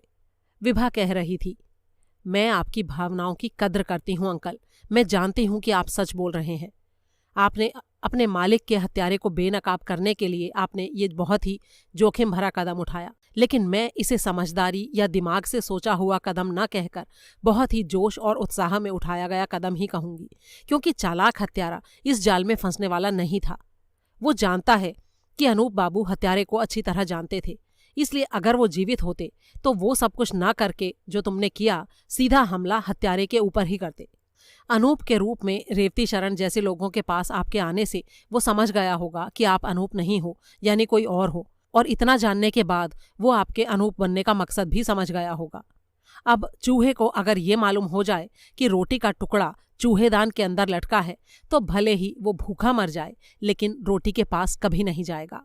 सावरकर हैरानी भरी निगाहों से विभा की तरफ देखता रह गया।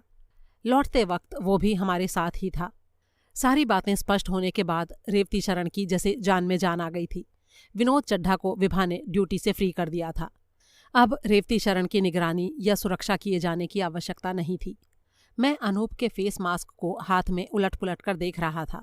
उससे संबंधित बहुत से प्रश्न मेरे दिमाग में चकरा रहे थे। किस सोच में पड़ गए वेद? विभा ने मुझसे पूछा। मैं इस फेस मास्क को देखकर हैरान हूँ।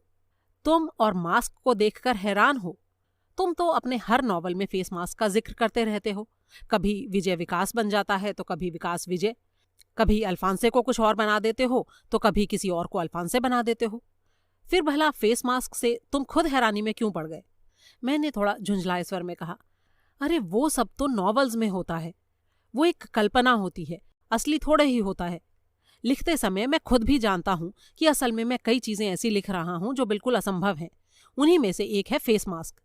मैं तो उसे आज तक अपनी कल्पना ही समझता रहा था, लेकिन इस फेस मास्क को देखो, हूबहू अनूप का चेहरा है।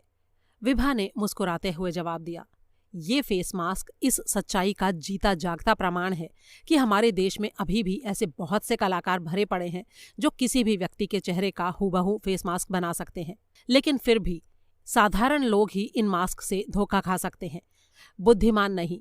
और तुम तो अपने मास्कों से विजय, विकास और अल्फांसे जैसे कैरेक्टर्स को भी धोखे में फंसा देते हो। लेकिन जब मास्क असल में होते हैं तो बुद्धिमान लोग भी उनसे धोखा क्यों नहीं खा सकते? मैंने कहा। जिस व्यक्ति ने मास्क पहना होता है उसकी केवल आंखें ही आंखें चमक रही होती हैं, इसलिए किसी भी घटना या दुर्घटना का रिएक्शन हमें उसकी आंखों में तो दिखाई देता है, बाकी पूरे चेहरे पर नहीं। बस इसी बात से हमें समझ जाना चाहिए कि बाकी का चेहरा नकली है। अगर वो असली होता तो भाव पूरे चेहरे पर उभरते।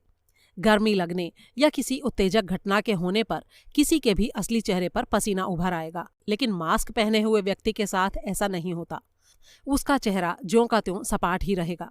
क्या ये साधारण सी बात हमें नहीं बता देगी कि सामने खड़े व्यक्ति के चेहरे पर मास्क लगा है? ओह, मास्क की पहचान करना इतना आसान है, मेरे मुंह से निकला। विभा मुस्कुराई और बोली, जब बैठक का दरवाजा टूटने पर मैंने अनूप को देखा तो पाया कि रेवती शरण से संघर्ष करने के बावजूद भी उसके चेहरे पर पसीने की एक बूंद तक नहीं थी। मैं समझ गई कि चेहरा असली नहीं है बल्कि मास्क है। उसके बाद उसकी आंखों और जिस्म की बनावट ने मुझे बता दिया कि वो सावरकर अंकल हैं। आपके पास बुद्धि, पैनी नज़र और ज्ञान का भंडार है बहुरानी, सावरकर ने कहा। मैं कभी सोच भी नहीं सकता था कि इतनी आसानी से पहचान लिया जाऊंगा। इसके बाद कार में खामोशी छा गई। कुछ देर बाद जब हम मंदिर पहुंचे तो श्रीकांत और वीणा हमारा इंतजार कर रहे थे। सावरकर को विदा करने के बाद विभा ने श्रीकांत और वीणा की रिपोर्ट ली। दोनों ने ही अपने अपने शिकार से मिलने वालों की लिस्ट बना रखी थी। वीणा और श्रीकांत की रिपोर्ट और लिस्टों में जहां ये रहस्योद्घाटन होता था कि महेंद्रपाल सोनी और दीनदयाल अच्छे दोस्त हैं, वहीं इन दोनों से मिलने वालों में एक आदमी का नाम कॉमन था और वो नाम था इंस्पेक्टर त्रिवेदी का नाम। इस नाम को पढ़ते ही विभा भी चौंक पड़ी। काफी देर तक खामोश रहकर वो जाने क्या सोचती रही। दोनों लिस्टों में नाम होने की वजह से इंस्पेक्टर अचानक ही संदिग्ध नजर आने लगा था। जाने क्या सोचकर विभा ने वीणा को बाहर जाकर हॉल में बैठने को कहा। फिर उसने श्रीकांत से पूछा, इंस्पेक्टर त्रिवेदी दीनदयाल से कब मिला था? जी, कल रात एंजॉय होटल के बार रूम में। 8:30 के करीब दीनदयाल ने अपना स्टोर बंद किया, फिर वो अपने फ्लैट पर पहुंचा। काफी जल्दी में नजर आ रहा था, जैसे किसी को मिलने का टाइम दिया हो। 9 बजे के करीब वो फ्रेश होकर कपड़े बदलकर घर से बाहर निकला और एंजॉय होटल के बार रूम में पहुंचा। वहां त्रिवेदी पहले से ही बैठा उसका इंतजार कर रहा था। त्रिवेदी उस टाइम यूनिफॉर्म में था? जी नहीं, सिविल ड्रेस में था। फिर उसके बाद क्या हुआ? वे दोनों किस तरह से मिले? उनका मिलने का अंदाज ऐसा था जैसे अच्छे दोस्त काफी दिन बाद मिले हों। हाथ मिलाने के बाद त्रिवेदी ने दीनदयाल से देर से आने की शिकायत की। दीनदयाल ने माफी मांगी। उसके बाद दोनों बैठकर विस्की पीने लगे। क्या तुमने उनके बीच होने वाली बातें सुनी? नहीं, मैंने काफी कोशिश की थी लेकिन सफल नहीं हो सका। वो बहुत ही धीमे स्वर में बोल रहे थे।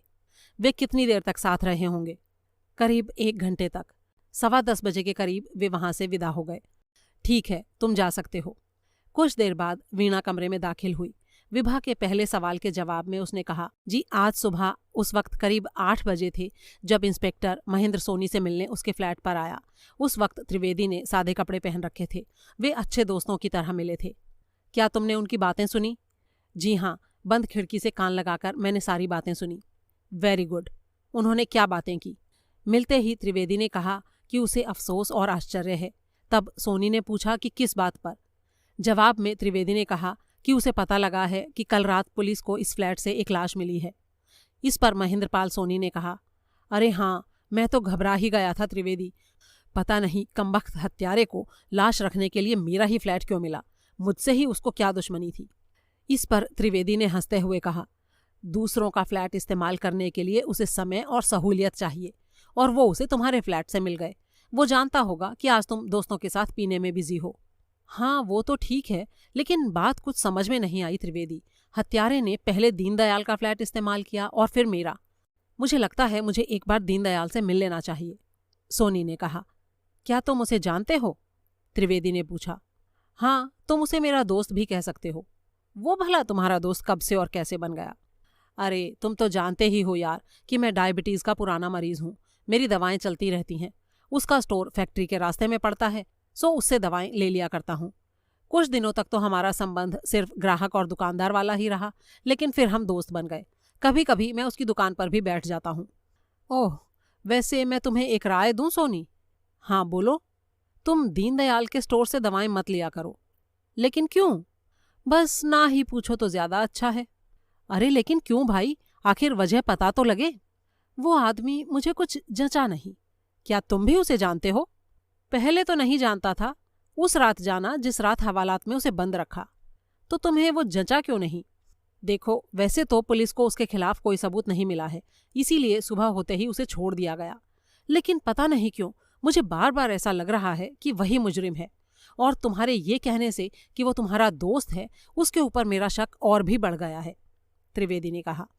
ऐसा क्यों भला? जरा सोचो, ऐसे काम के लिए किसी का फ्लैट कौन इस्तेमाल कर सकता है?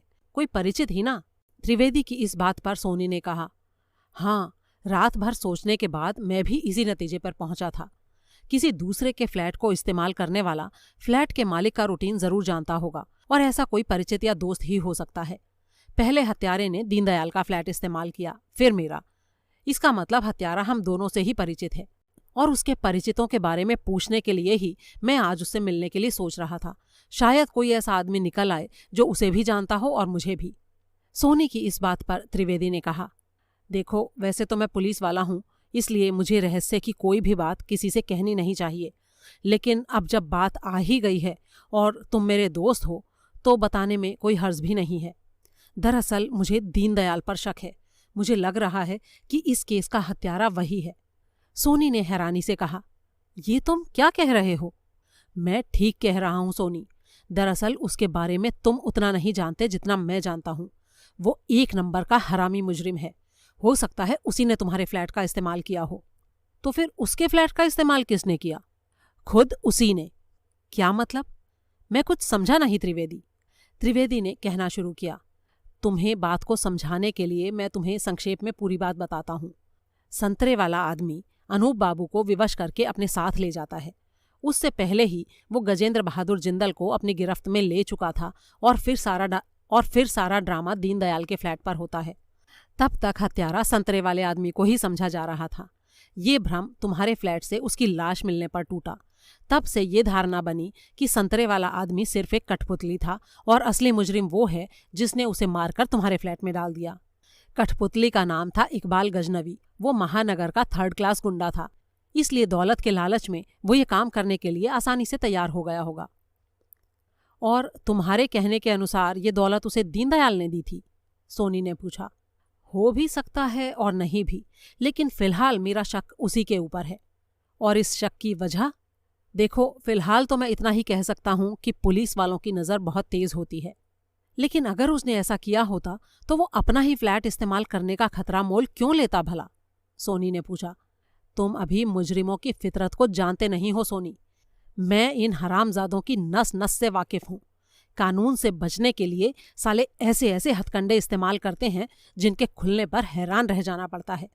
जरा सोच कर देखो, क्या हत्यारे ने दीनदयाल के फ्लैट को छुपाए रखने की कोशिश नहीं की थी? क्या मतलब? इसमें कोई शक नहीं है कि मुजरिम कोई भी जुर्म अपने फ्लैट में करने से हिचकता है, लेकिन जुर्म के लिए दिलेर से दिलेर अपराधी भी किसी दूसरे का फ्लैट इस्तेमाल करने की बात सोच भी नहीं सकता, क्योंकि ऐसा करने में बहुत ज्यादा खतरा होता है। सुरक्षा तो अपने ही फ्लैट में रहती है, और फिर वो अपराधी कभी दिलेर नहीं हो सकता जो जुर्म खुद ना करके अपने किसी किराए के आदमी से कराता हो। दिलेर मुजरिम पर्दे के पीछे छुपकर नहीं रहते। कोई भी मुजरिम किसी दूसरे के फ्लैट को इस्तेमाल करने की बजाय अपने ही फ्लैट को ज्यादा सुरक्षित समझेगा, और उस हालत में तो निश्चित ही जब उसे ये भी यकीन हो कि फ्लैट का पता कभी किसी को नहीं चलेगा। हत्यारे की तरफ से ऐसा कोई लीक पॉइंट नहीं छोड़ा गया था जिससे पुलिस या किसी जासूस को फ्लैट का सुराग पता लग सकता। ये तो बहू रानी की होशियारी ही कही जाएगी कि वो उस फ्लैट तक पहुंच गई। बस उनके फ्लैट पर पहुंचते ही दीनदयाल घबरा गया। ऐसी आशा उसे कभी नहीं होगी, इसलिए तुरंत उसने एक कहानी गढ़कर बहू रानी को सुना दी। ताले वगैरह पर कठपुतली के निशान तो मिलने ही थे। उस जगह पर पुलिस और बहू रानी की धारणा ये बनी कि दीनदयाल के फ्लैट को किसी और ने इस्तेमाल किया है। खुद को बचता देखकर दीनदयाल खुश हो गया। साथ ही उसके मन में ये शंका भी आई कि कहीं इकबाल उसका भांडा ना फोड़ दे, और इसी खतरे से बचने के लिए उसने इकबाल का भी काम तमाम कर दिया।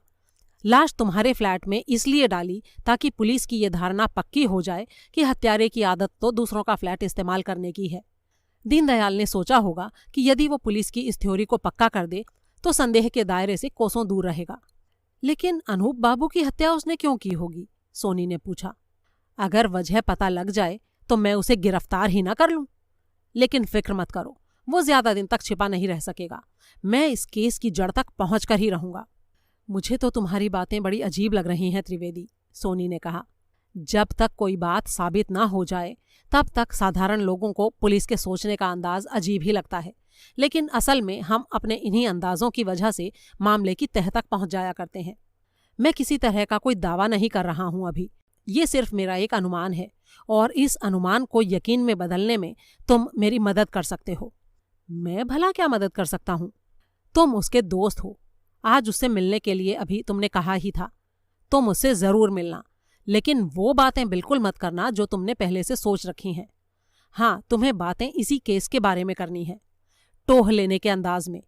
उससे तुम्हारी जो भी बातें हों वे तुम्हें पूरी की पूरी मुझे बतानी होंगी। ठीक है, मैं ऐसा ही करूंगा, सोनी ने कहा। इसके बाद वे करीब 10 मिनट तक और इसी बारे में बातें करते रहे। उन बातों को विस्तार से कहने का कोई फायदा नहीं है, क्योंकि उनमें करीब करीब उन्हीं बातों का रेपिटेशन था जो मैं आपको बता चुकी हूँ। त्रिवेदी की सारी बातों का सार ये था कि वो सोनी के दिमाग में हर कोण से दीनदयाल को ही हत्यारे के रूप में बैठाने की कोशिश कर रहा था, और अंत में महेंद्रपाल सोनी उससे काफी प्रभावित नजर आ रहा था। इतना कहकर वीणा चुप हो गई। विभा ने पूछा, क्या आज दिन में सोनी दीनदयाल से मिला था? जी हाँ। कहाँ और कब? फैक्ट्री से लौटते वक्त दीनदयाल के स्टोर पर। वे लोग कितनी देर साथ रहे? करीब आधा घंटा। क्या तुमने उनकी बातें भी सुनी थी? जी नहीं, मैं उनसे काफ़ी दूर थी। कोई दवा लेने के बहाने मैं ये सोचकर स्टोर पर भी गई कि शायद मेरे सामने भी वो अपनी बातें जारी रखें, लेकिन मेरे जाते ही वो लोग चुप हो गए थे। ठीक है, तुम जा सकती हो, विभा ने कहा। उसके जाने के बाद विभा ने मुझसे कहा, वीणा का ये बयान बड़ा ही महत्वपूर्ण है। इससे अगर इंस्पेक्टर त्रिवेदी हत्यारा साबित नहीं भी होता तो संदिग्ध जरूर नजर आ रहा है। पहली बात तो दोनों की लिस्टों में त्रिवेदी के नाम की मौजूदगी उसे संदिग्ध बना रही है। दूसरी बात, वो अपने और दीनदयाल के संबंधों को गुप्त रखता है। दीनदयाल को ये नहीं पता कि त्रिवेदी के संबंध सोनी से हैं, और सोनी को ये नहीं पता कि वो दीनदयाल को जानता है। ऐसा भला क्यों? फिर महेंद्रपाल सोनी के दिमाग में भी वही बात आती है कि हत्यारा कोई ऐसा आदमी है जो उससे और दीनदयाल से बराबर का परिचित हो। अपनी इस शंका को जब वो त्रिवेदी के सामने कहता है तो त्रिवेदी उसे एक अजीब सी नई कहानी में उलझा देता है। झूठी लेकिन दमदार दलीलों से वो अपनी कहानी को सोनी के दिमाग में बैठा देता है। शायद उसे डर है कि अगर सोनी ने दीनदयाल से वे बातें की जो वो करने के लिए कह रहा है तो दोनों के परिचित के रूप में उसका नाम सबके सामने आ सकता है। उसी खतरे से बचने के लिए उसने सोनी का दिमाग उधर से हटा दिया और उसे उस बारे में कोई बात न करने की हिदायत दी। इस तरह से वो खुद को सुरक्षित करने की कोशिश कर रहा है। ये त्रिवेदी काफी रहस्यमय और चालाक नजर आ रहा है। तब तो मेरे ख्याल से हमें त्रिवेदी से एक बार बात करनी चाहिए, मैंने कहा। अभी नहीं, उस पर हाथ डालने से पहले मैं कुछ ठोस सबूत जुटाना चाहती हूँ। इतना कहकर विभा ने रिसीवर उठाकर कोई नंबर डायल किया। फिर अपना परिचय देने के बाद उसने पूछा, क्या इंस्पेक्टर त्रिवेदी थाने में हैं? जी नहीं, वे घर जा चुके हैं, उधर से कहा गया। हमें उनके घर का नंबर दीजिए। फिर फ़ोन काटने के बाद उसने त्रिवेदी के घर का नंबर डायल किया। दूसरी तरफ त्रिवेदी ही बोल रहा था। विभा ने उससे कहा, हम तुम्हें थोड़ा कष्ट देना चाहते हैं इंस्पेक्टर। आप कैसी बातें कर रही हैं बहुरानी, हुक्म कीजिए। हम चाहते हैं कि तुम इसी समय से दीनदयाल की निगरानी शुरू कर दो। जो आज्ञा बहुरानी। लेकिन मैं कुछ समझा नहीं, क्या आपको उसके ऊपर कोई शक है? फिलहाल तो हम इतना ही कह सकते हैं कि हमारे हाथ कुछ ऐसे सबूत लगे हैं जो ये संकेत करते हैं कि इस केस का असली हत्यारा दीनदयाल ही है। हमें ऐसा लगता है कि उसका फ्लैट किसी और ने नहीं बल्कि खुद उसी ने इस्तेमाल किया था, और अब उसने खुद को संदेह के दायरे से दूर रखने के लिए महेंद्रपाल सोनी के फ्लैट का इस्तेमाल किया है। उसकी मंशा हमें धोखा देने की लगती है। अरे वाह, मैं भी कुछ ऐसा ही सोच रहा था बहुरानी, लेकिन क्या मैं उन सबूतों के बारे में जान सकता हूँ? अभी नहीं त्रिवेदी, तुम्हारी रिपोर्ट आने के बाद ही मैं इस बारे में कोई स्पष्ट थ्योरी बना सकूंगी। तुम इसी वक्त उसकी निगरानी के लिए निकल जाओ, बाकी बातें हम बाद में करेंगे। इतना कहकर विभा ने फ़ोन बंद कर दिया। मैं और मधु हैरत में डूबे उसकी तरफ देख रहे थे। मैं कुछ समझा नहीं विभा, मैंने कहा। क्या तुम भी वाकई दीनदयाल को मुजरिम समझ रही हो? नहीं, ये फ़ोन सिर्फ त्रिवेदी को उसके फ्लैट से हटाने के लिए किया गया है, क्योंकि हमें उसके फ्लैट की तलाशी लेनी है। तभी एक सेवक ने आकर सूचना दी कि कोई व्यक्ति विभा से मिलने आया है। और उसका नाम महेंद्रपाल सोनी है। ये सुनकर जैसा झटका मुझे और मधु को लगा वैसा ही विभा को भी लगा। हम तीनों ने प्रश्नवाचक नजरों से एक दूसरे की तरफ देखा। विभा ने नौकर को उसे अंदर भेज देने को कहा। कुछ देर बाद महेंद्रपाल सोनी कमरे में दाखिल हुआ। उसे देखते ही हम बुरी तरह चौंक पड़े। दरअसल इस वक्त उसकी हालत ही ऐसी थी कि विभा के मुंह से अचानक ही निकल पड़ा, अरे ये क्या हुआ सोनी? बहू रानी, मुझे बचा लो बहू रानी, मैं आपकी कसम खाकर कहता हूँ मैंने कुछ नहीं किया, मैं बिल्कुल निर्दोष हूँ, मेरे पास कोई हेयर पिन नहीं है। वो आदमी पता नहीं क्यों मेरे पीछे पड़ा है, मुझे बिरजू कहता है। मैं बिरजू नहीं हूँ बहू रानी, मेरा नाम तो महेंद्र सोनी है, आप जानती हैं। मैं आपके पैर पड़ता हूँ, बस आप ही मुझे बचा सकती हैं। इतना कहने के साथ वो रोते हुए सचमुच विभा के पैरों में गिर पड़ा। उसके कपड़े जगह जगह से फटे हुए थे और पूरे शरीर पर ढेरों जख्म थे। चेहरे पर भी कई जगह नील पड़े थे। गाल और बाईं आंख के पास का हिस्सा फूलकर कुप्पा हो गया था। अपने शब्दों को दोहराता हुआ वो बुरी तरह से रोए चले जा रहा था। विभा ने सांत्वना देने वाले स्वर में उससे कहा, खड़े हो जाओ सोनी और अपने आप पर कंट्रोल करो, फिर आराम से बताओ कि बात क्या है। सुबकता हुआ सोनी उठा और एक कुर्सी पर बैठ गया। थोड़ी देर बाद कुछ सामान्य होने के बाद उसने कहा, उसने अपना नाम जिंगारू बताया था। विभा ने बुरा सा मुंह बनाया और बोली, ये नाम नकली है। ये छोटे मोटे अपराधी टाइप के लोग फिल्मों या नॉवेल्स में से कोई नाम देखकर अपना असली परिचय छुपाने के लिए इस तरह के नाम रख लेते हैं। जी, मैं अपने घर में अपने कमरे में पलंग पर लेटा हुआ था कि किसी ने दरवाज़ा खटखटाया। मैंने पलंग से उठकर दरवाज़ा खोल दिया, लेकिन आने वाले को देखकर मैं चौंक पड़ा। वो मेरे लिए बिल्कुल अपरिचित था। उसने मिलिट्री वाले कपड़े के जूते, खाकी रंग की पैंट, घुटनों तक की लंबाई वाला ओवरकोट पहन रखा था। उसके सिर पर काले रंग की चिड़िया के पंखों वाली टोपी थी। गले में मफलर और आंखों पर गहरे काले लेंस का चश्मा पहने हुए था। उसकी लंबाई क्या रही होगी? 5 फुट 6 या 7 इंच के करीब का होगा और वो बहुत ही ताकतवर दिखाई दे रहा था। पहनावे से ही वो मुझे काफ़ी अजीब सा लगा था। इसलिए मैंने उससे पूछा, आप कौन हैं, किससे मिलना चाहते हैं? तब जवाब में उसने कहा, क्या आप मेहमानों से दरवाजे पर खड़े खड़े ही बातें करते हैं? मैंने एक तरफ हटकर उसको अंदर आने को रास्ता दे दिया। अंदर आते ही वो मुझ पर झपट पड़ा। वो बहुत ही ज़्यादा ताकतवर था। उसके हाथ लोहे के बने हुए मालूम हो रहे थे। मैं किसी भी तरह उसके चंगुल से निकल नहीं पाया। उसने अपने एक हाथ से मेरा मुंह भी बंद कर दिया था। फिर उसने अपनी जेब से रिवॉल्वर निकाली और मुझसे बोला कि मैं तेरे मुंह से हाथ हटा रहा हूँ, लेकिन अगर तूने कुछ चिल्लाने की कोशिश की तो गोली मार दूंगा। फिर उसने दरवाज़ा बंद कर दिया और मुझसे बोला, नाम बदल कर यहाँ पे रह रहा है, लेकिन नाम बदलने से इंसान नहीं बदल जाता। तू सारी दुनिया को धोखा दे सकता है बिरजू, लेकिन जिंगारू को नहीं। मुझे कुछ समझ में नहीं आया। मैंने गिड़गिड़ाते हुए उससे कहा, आपको कोई गलत फहमी हुई है, मेरा नाम बिरजू नहीं है। मैं तो इस नाम के किसी आदमी को जानता तक नहीं हूँ। अच्छा नाटक कर लेता है साले, लेकिन तेरे इस नाटक से मेरे ऊपर कोई फर्क नहीं पड़ने वाला। मुझे बस वो हेयर पिन चाहिए, चल निकाल। मैं उछल पड़ा, कौन सा हेयर पिन? तब उसने कहा, ज्यादा नाटक मत कर कुत्ते, तू अच्छी तरह जानता है मैं कौन से हेयर पिन की बात कर रहा हूँ। मैं बहू रानी के उस हेयर पिन की बात कर रहा हूँ जिसके डुप्लीकेट पिन से तूने जोगा की हत्या की थी। Duplicate pin? जोगा की हत्या? मैंने किसी की कोई हत्या नहीं की। तेरी इस बकवास पर पुलिस या बहू रानी ही यकीन कर सकते हैं, मैं नहीं। मैं तो तुझे तब से जानता हूं जब तेरा नाम बिरजू था। मेरे पास पूरे सबूत हैं कि तूने ही जोगा की हत्या की है। मैं चाहूं तो तुझे 1 मिनट में फांसी पर लटकवा सकता हूं, लेकिन मैं ऐसा नहीं करूंगा क्योंकि मुझे सिर्फ हेयर पिन चाहिए। मैं जानता हूं कि असली पिन अभी तक तेरे पास है। नकली पिन से जोगा की हत्या करके तूने सारी दुनिया को बड़ा ही अच्छा धोखा दिया। 50,000 का हेयर पिन भी कमा लिया और ये भी सिद्ध कर दिया कि लाश किसी और ने तेरे फ्लैट में रखी। चल अब जल्दी से पिन निकाल। आप मेरा यकीन क्यों नहीं करते? मैं बिल्कुल निर्दोष हूँ, मुझे नहीं पता पिन के बारे में कुछ भी। अच्छा, तो तू इस तरह से नहीं मानेगा। इतना कहकर उसने अपनी जेब से टेप निकाली और मेरे मुंह पर चिपका दी। फिर वो बुरी तरह से मेरे ऊपर पिल पड़ा। उसने मुझे इतना मारा बहू रानी, इतना मारा कि मैं बेहोश हो गया। जब मुझे होश आया तो मैं अपने कमरे के फर्श पर पड़ा था। सारा कमरा बूचड़खाना बना हुआ था। फ्लैट की हालत बता रही थी कि किसी ने पागलों की तरह से उसकी तलाशी ली है और जिंगारू नदारद था। क्या तुम दोबारा देखने पर उसे पहचान सकते हो सोनी? विभा ने पूछा। शायद, लेकिन गारंटी से नहीं कह सकता क्योंकि मैंने उसका पूरा चेहरा नहीं देखा था। विभा कुछ देर तक कुछ सोचती रही। फिर वो बड़बड़ाई, तो वो तुम्हें बिरजू कह रहा था। वो तुम्हें जोगा का हत्यारा समझता है और ये भी कि पिन तुम्हारे पास है। लेकिन इसमें मैं तुम्हारी क्या मदद कर सकती हूँ? मुझे उससे आप ही बचा सकती हैं बहुरानी। मेरा दिल कहता है कि अभी उसका वहम दूर नहीं हुआ है। वो मेरे पास फिर आएगा और फिर से मुझे मारेगा। मुझे उससे बहुत डर लग रहा है बहुरानी।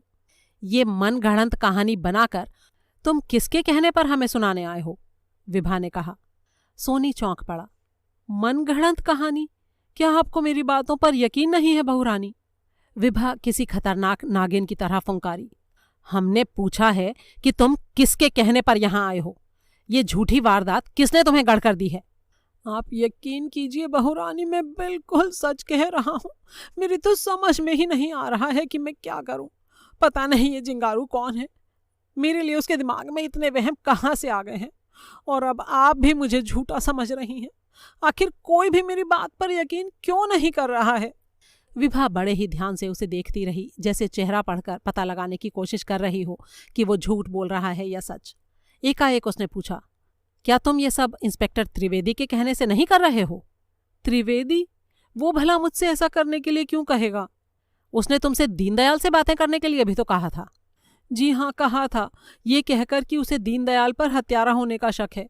उसने मुझसे मदद मांगी थी और मैंने इसे अपने लिए गौरव की बात समझा कि मैं अनूप बाबू के हत्यारे को पकड़वाने में कुछ मदद कर सकूं। त्रिवेदी से तुम्हारा क्या संबंध है? महानगर डिग्री कॉलेज में आज से 5 साल पहले वो मेरा क्लासमेट था। फिर हम अपने अपने रास्तों पर निकल गए। मेरी यहाँ सर्विस लगी तो एक दिन त्रिवेदी से मेरी मुलाकात हो गई। उसने बताया कि वो इंस्पेक्टर बन चुका है और आजकल जिंदलपुरम में ही है। क्या तुमने उसके कहने के बाद दीनदयाल से कुछ बातें की थी? जी हाँ। और उससे तुम किस नतीजे पर पहुंचे? मैंने उससे काफ़ी देर बात की, लेकिन कोई खास नतीजा नहीं निकला। मुझे तो त्रिवेदी का शक बेबुनियाद ही लगता है। दीनदयाल ने एक बात भी ऐसी नहीं की जिससे उसके अपराधी होने का संकेत मिलता हो। क्या तुम यह रिपोर्ट त्रिवेदी को दे चुके हो? जी हाँ। कब और कैसे? शाम को उसके फ्लैट पर फ़ोन करके मैंने उसे बताया था। विभा तेजी से चलती हुई अपनी टेबल के पास गई। रिसीवर उठाकर उसने नंबर डायल किया और बोली, अभिक, तुम इसी वक्त मंदिर आकर हमसे मिलो। इतना कहकर उसने फ़ोन बंद कर दिया। फिर फुर्ती से वो महेंद्रपाल की तरफ घूमकर बोली, तुम हॉल में बैठो सोनी, चिंता करने की कोई ज़रूरत नहीं है। थोड़ी देर बाद यहाँ पर एक लड़का आएगा। तुम्हारी सुरक्षा के लिए वो तुम्हारे साथ रहेगा। क्या आप अब भी मुझे झूठा समझ रही हैं बहुरानी? मैं जब तक किसी के बयान की पुष्टि ना कर लूं तब तक ना उसे झूठा समझती हूं ना सच्चा। फिलहाल जो कार्यवाही मैं कर रही हूं वो तुम्हें सच्चा मानकर कर रही हूं। मैं सही हूं या गलत, इसका फैसला वक्त और तथ्य करेंगे।